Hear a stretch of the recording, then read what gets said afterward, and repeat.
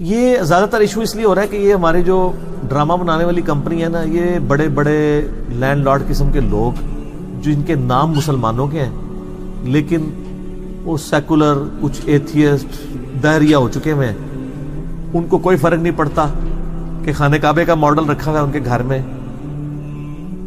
خانہ کعبے کی تصویر رکھی ہوئی ہے یا وہ جو مورتی بھگوان کی بنائی ہوئی ہے اس کی، ان کو کوئی فرق نہیں پڑتا ان چیزوں سے. ان سے یہ مکان لیتے ہیں کرائے پہ اور وہاں پہ اپنی شوٹنگز کرتے ہیں.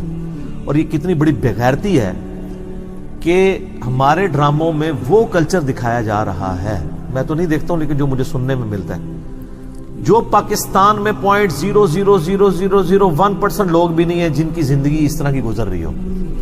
ایک وہ ڈرامے تھے جب ہم لوگ چھوٹے چھوٹے تھے، مورل لیسنز ملتے تھے. اندھیرا اجالا ایک ڈرامہ لگتا تھا، ہر ڈرامے سے منچلے کا سودا تو پھر ماسٹر پیس تھا، ہر ڈرامے سے کوئی نہ کوئی مورل لیسن ملتا تھا. وارث ڈرامہ تھا، عام لوگوں کی لائف دکھائی جاتی تھی.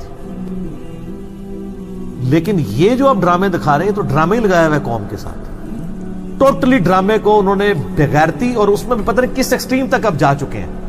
وہ بےغیرتیاں جو ہمارے معاشرے میں تصور بھی نہیں کی جاتی تھی وہ ڈراموں میں اب دکھانی شروع کر دی ہیں. میں ان کا ذکر کرنا بھی جو ہے نا وہ غلاظت سمجھتا ہوں. اور انہوں نے ڈرامے میں اس طرح کے بت اور یہ غیر محسوس طریقے سے انڈیا کے چینل تو بند کر دیے، خود انڈین کلچر پروموٹ کر رہے ہیں. تو یہ سر پی ٹی اے کو چاہیے اور پی ٹی آئی کو بھی چاہیے، صرف پی ٹی اے کو نہیں، پاکستان ٹیلی کمیونیکیشن اتھارٹی اور پاکستان تحریک انصاف کو بھی چاہیے کہ وہ نوٹس لیں ان ڈراموں کا. انڈیا کے خلاف تو ہم بہت بول رہے ہیں، انڈین کلچر جو یہاں پہ پروموٹ ہو رہا ہے. اس قسم کے بت رکھنا ڈیکوریشن پیس کے طور پہ، جو بت واقعی اسی شیپ میں بنے ہوئے ہوں جن کی پوجا کی جاتی ہے، حرام ہے. البتہ ایسے ماڈلز جو ہوں تو بت ہی، لیکن وہ والے بت نہ ہوں، ڈکشنری کے پوائنٹ آف ویو سے ہم انہیں بت کہہ رہے ہوں، اس طرح وہ ماڈل ہوں.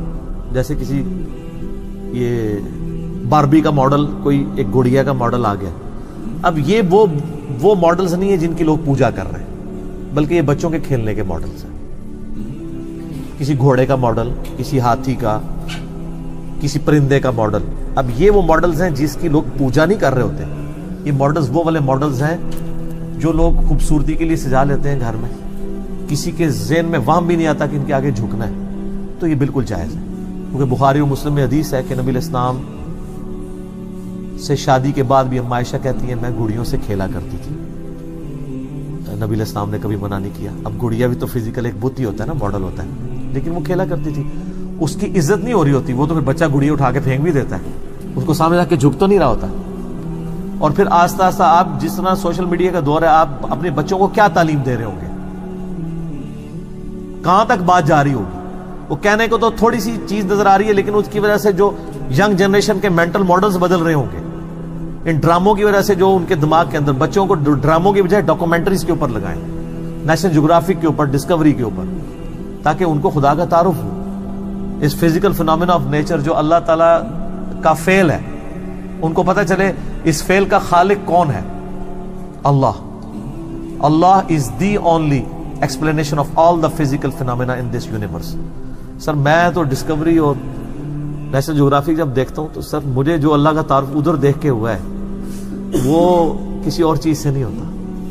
قرآن میں بار بار اسی چیز کی طرف 1000 سے زیادہ آیات ہیں جن میں فزیکل فینومینا کے بارے میں کہا گیا. دیکھو ہم کس طریقے سے پھلوں کے پکنے پہ غور کرو، سورۃ النام میں آتا ہے. ایک ہی پانی سے سیراب کیا جاتا ہے، ان کے فروٹوں کے ذائقے ذائقے کیسے ہیں. پھر اللہ تعالیٰ نے کس قسم کی مخلوقات پیدا کی ہے. تم نے افلا ینظرون الی الابل کیف خلقت، تم نے نہیں دیکھا ہم نے اونٹ کو کیسا بنایا. سر اس جملے میں قیامت چھپی ہے. اونٹ کیا بنا دیا اللہ نے، کیا بنا دیا اونٹ. 1 مہینے تک کھائے پیے بغیر سفر کرتا رہتا ہے، ریگستان میں پانی سٹور کر لیتا ہے. اور کتنا سخت جانور ہے وہ. اللہ نے اس کو ڈیزائن کیا ہے ریگستان کے لیے. گھوڑا ریگستان میں جا ہی نہیں سکتا. تو یہ ایک مخلوق اللہ کی. گوروں نے تحقیق کی. اب اس تحقیق کو منطقی انجام تک پہنچایا جائے کہ کروکوڈائلز پہ تو آپ نے 40 سال ریسرچ کی.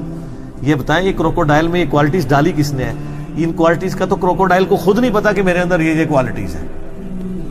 تو جس کروکوڈائل کو یہ نہیں پتا میرے اندر یہ خاصیتیں ہیں, وہ ان خاصیتوں کا کریٹر تو خود نہیں ہو سکتا. اور اگر آپ کو یہ بات سمجھ نہیں آ رہی تو اپنے بارے میں آپ سوچ لیں, کیا آپ کے گردے جو 25 دفعہ ڈیلیسس کر رہے ہیں, کبھی زندگی میں آپ نے یہ خود چلائے تھے, کوئی ان کی کوئی سوئچ آن کیا تھا؟ آپ کا دل روزانہ 1,00,000 دفعہ دھڑک رہا ہے اور 10,000 لیٹر خون پمپ کر رہا ہے, کبھی آپ نے یہ ہوتے ہوئے دیکھا ہے؟ اگر آپ کو سائنٹسٹ نہ بتائیں تو آپ کو یقین بھی نہ ہے کہ یہ خون سارا ہو رہا ہے. آنکھوں کو تو پھر بھی آپ شیشے میں چمکتا ہوا دیکھتے ہیں, جو اندر اتنی مشکل ٹریفک رواں ہے. تو آپ نے اگر اپنی ٹریفک, جو سب سے ذہین مخلوق ہے اس روئے ارض پہ, اس کو اپنی اندر کی ٹریفک کا نہیں پتا, تو جو ہے ہی جانور ہے ان بیچاروں کو کیا پتا ہمارے اندر کیا ٹریفک چل رہی ہے اور کیا کیا کوالٹیز دی ہوئی ہیں. لائف ان ڈیپ اوشنز, آپ ہارون جیہ کی ویڈیو دیکھیں سر, 10-10 کلومیٹر نیچے ایسی ایسی مخلوقات ہیں سمندر کے اندر, ان کے اندر وہ سسٹم ہے, بندہ حیران رہ جاتا ہے. آج کل کی جو لیٹسٹ آبدوزوں میں, سب میرینز میں جو سسٹم انسٹال کیے گئے ہیں نا, ایگزیکٹ وہی ڈیزائن ملینز آف ایئرز سے ان کے اندر موجود ہے, اوپر اور نیچے آنے کے لیے. وہ سائنٹسٹ حیران ہے کہ ہم اس کی بجائے اگر ہم پہلے ہی 10 کلومیٹر نیچے چلے جاتے تو ہمیں آبدوز بنانے میں اتنے 100 سال نہ لگتے, ڈائریکٹ کاپی کر لیتے, جس طرح پرندوں کو کاپی کیا. پہلے تو آپ کو پتا ہے نا یہ جہاز کیوں نہیں بنتا تھا, یہ سمجھتے تھے کہ ہم پرندے بھی چونکہ یوں کرتے ہیں تو ہم ایسا کوئی جہاز بنائیں جو پر ایسے سے کرے تو اڑے گا. لیکن بعد میں انہوں نے آبزرو کیا کہ یار کئی پرندے تو گھنٹوں بغیر پر پھیلائے بھی اڑتے رہتے ہیں. وہ کیسے اڑ رہے ہوتے ہیں؟ وہ ایئر کی ایسی سٹریمز کو دریافت کر چکے ہیں, یا اللہ نے ان کی دماغ میں, جو قرآن میں آتا ہے, ہم نے شہد کی مکھی کو یہ چیز الہام کر دی ہے کہ اللہ کے بنائے ہوئے راستوں پہ چل. وہ چلتی ہے پھر واپس آتی ہے, کتنی دور سے واپس وہیں آگے بیٹھتی ہے. اور سر وہ جو بنا رہی ہے نا, وہ تو کوئی بنا ہی نہیں سکتا شاید, ٹھیک ہے. تو وہ سائنٹسٹ نے کہا نہیں, ایسے بھی اگر پر رکھے جائیں نا تب بھی ہم اڑ سکتے ہیں. اس کے لیے ایئر سٹریم ہمیں وہ والی چاہیے, تو لیکن وہ ہائر لیول کی چاہیے کیونکہ جہاز کا وزن بہت ہوتا ہے. پھر انہوں نے اس کے نیچے وہ انجن, جیٹ انجن لگانے شروع کیے کہ وہ مصنوعی طور پہ وہ ہوا کریٹ کر لیں اور وہ ایروفائل سٹرکچر ایسی دیں کہ وہ اڑتا رہے, جہاز اڑتے رہے. اچھا اب دیکھیں کہ کتنی بڑی پھر بھی ان سے ایک مسٹیک ہوئی کہ آلموسٹ, آپ کو پتا ہے پچھلے کچھ عرصہ پہلے ایویشن کا 100 سال منائے گئے ہیں. یہ 21ویں صدی کے اندر آ کے 2004 یا 5 کی بات ہے, کتنے جہاز, بوئنگ 747 کی پہلی فلائٹ 70s میں شروع ہوئی ہے.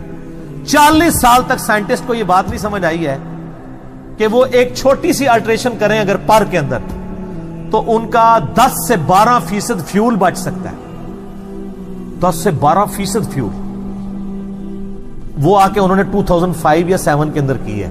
اور وہ خبر بھی سارے چینلز پہ چلی تھی کہ جی آندہ کے بعد سارے جہازوں کے پروں کے ڈیزائن چینج ہو گئے. لیکن ان لوگوں نے کبھی چیل یا کووں کو یا عقابوں کو اڑتے ہوئے دیکھ لیا ہوتا تو ان کو یہ 100 سال نہ لگتے. اب تو دیکھ لیتے یہ. وہ کیا, اب آپ دیکھیں لیٹسٹ جتنے بوئنگ کے ایئر بس کے جہاز آ رہے ہیں نا, یہ ایئر بس A380 جو دنیا میں سب سے بڑا جہاز اس وقت ہے, اس کے آپ نے پر دیکھے ہیں کہ پر اینڈ پہ جا کے یوں کیا ہوا ہے. پرانے جتنے ہمارے جہاز ہیں ان کے پر اینڈ پہ ایسے ہیں, اب جو آ رہے ہیں نا وہ اینڈ پہ ہلکے سے اٹھے ہوئے ہیں. وہ جو ہلکا سا اٹھانا ہے نا بالکل ایج پہ, ابھی بھی دنیا میں میجورٹی جہازوں کے نہیں اٹھے ہوئے کیونکہ پرانے چل رہے ہیں نا, تو پر چینج کرنے میں بڑا پیسہ لگے گا. سعودی ایئر لائن نے آلموسٹ اپنے چینج کر لیے ہوئے ہیں. پاکستان میں جو نئے والے ہیں وہ ہے پرانے ابھی بھی سیدھے ہی ہیں, ابھی بھی 10% فیول ضائع ہی ہو رہا ہے. اچھا وہ ورٹیکس, یہ جب جہاز اڑتا ہے نا تو اس کے ساتھ ایئرفائل اسٹرکچر, چونکہ میں نے فلوئڈ ڈائنامکس ہمارا ٹاپک بھی تھا میکینیکل انجینئرنگ میں, اس کے نا یہ کارنر سے ایک ورٹیکس بنتا ہے ایئر کے اندر, نہ نظر آنے والا بھنور, وہ ریزسٹنس کرتا ہے جہاز کو اڑنے میں. اگر تھوڑا سا پر اینڈ پہ ہلکا سا ایسے اٹھا دیا جائے وہ ورٹیکس ختم ہو جاتا ہے. اس کے سے جہاز کو آگے جانے میں ریزسٹنس ختم ہوتی ہے اور 10 سے 12% فیول بچ جاتا ہے. تو سر یہ چیلیں کبھی آپ نے دیکھی نہیں ہے, ان کے پر اینڈ پہ ہلکے سے اٹھے ہوئے نہیں ہوتے. لیکن ادھر تک یہ تو سر آپ نے مسلمانوں نے ان کو بتانا تھا. چلو جہاز نہیں آپ کے بزرگوں سے بنا, تو جب جہاز بن گیا تھا 80 سال تک اتنا دنیا کا فیول ضائع ہوتا رہا. ایسا سارا مولویوں کو پوچھا جائے گا کہ یار اللہ نو تسی اینڈ تے ویکھ لیا, ہلکا جا اگے جڑا اینڈ جو ہے وہ بھی ویکھ لیندے, فیول بچ جاتا. 80 سال تک اتنا دنیا کا فیول ضائع ہوتا رہا. ایسا سارا مولویوں کو پوچھا جائے گا کہ یار اللہ نو تسی اینڈ تے ویکھ لیا, ہلکا جا اگے جڑا اینڈ جو ہے وہ بھی ویکھ لیندے, فیول بچ جاتا. یہ اللہ کے جہاز ہے جی، کیا اڑائے ہیں یہ جو بوئنگ 747 ہے جسے جمبو جیٹ کہتے ہیں، یہ 8000 کلومیٹر تک بغیر ریفیولنگ کے اڑ سکتا ہے، لیکن اس کے بعد پھر اسے فیولنگ کی ضرورت پڑ جاتی ہے کیونکہ وہ ٹینکر اتنے بڑے نہیں ہیں کہ وہ سٹور کر سکیں۔ اور سر اللہ نے جو اپنے جہاز چھوڑے ہوئے سرخاب جسے کہتے ہیں آپ، ہر سال رشیا سے آلموسٹ 8-10 ہزار کلومیٹر وہ اڑتے ہیں، وہاں سے یہاں پہ آتے ہیں، ان کو بھی پتا ہے کہ اب سردیاں شروع ہو گئی ہیں، ادھر آنا ہے، اور جب وہاں پہ سردیاں تھوڑی کم ہونا شروع ہوتی ہیں تو پھر وہ واپس چلے جاتے ہیں، اور اس دوران وہ نہ کھاتے ہیں نہ پیتے ہیں، ہوا میں ہی رہتے ہیں، سوتے بھی ہوا میں، وہ ایسی ایئر سٹریمز میں اڑتے ہیں کہ ان کو یوں بھی کرنے کی ضرورت نہیں پڑتی، میلوں اڑتے چلے، گلائڈ کرتے جاتے ہیں۔ کوئی سلیقہ ہے آرزو کا، نہ بندگی میری بندگی ہے، یہ سب تمہارا کرم ہے آقا، یہ سب تمہارا کرم ہے آقا، کہ بات اب تک بنی ہوئی